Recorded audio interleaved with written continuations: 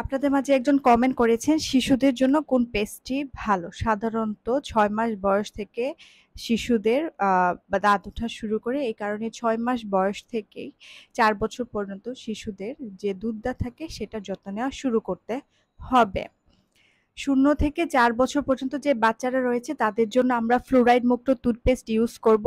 Fluoride মুক্ত toothpaste বাজারে jail ফর্মে পাওয়া যায়, অর্থাৎ বিভিন্ন কালারে বিভিন্ন ফ্লেভারের হয়ে থাকে এবং এটি ফ্লুরাইড মুক্ত থাকে এবং ৪ বছরের বেশি বয়সে বাচ্চাদের জন্য আমাদের বড়দের মতো টুথপেস্ট, যেটা স্বাভাবিক টুথপেস্ট ফ্লুরাইড যুক্ত, সেটা ব্যবহার করতে পারে।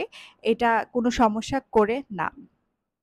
যদি ফ্লুরাইড যুক্ত পেস্ট ০ থেকে ৪ বছরের বাচ্চা ইউজ করে থাকে তাহলে পেট ব্যথা এবং বমি হতে পারে। এছাড়া অতিরিক্ত ফ্লুরাইড যদি কেউ খেয়ে ফেলে সেক্ষেত্রে তার ফ্লোরোসিস নামক একটি রোগ হতে পারে। তাই ০ থেকে ৪ বছরের বাচ্চাদের ফ্লুরাইড মুক্ত টুথপেস্ট ব্যবহার করতে হবে এবং ৪ বছরের বেশি যে বাচ্চারা রয়েছে তারা ফ্লুরাইড যুক্ত টুথপেস্ট ইউজ করবে।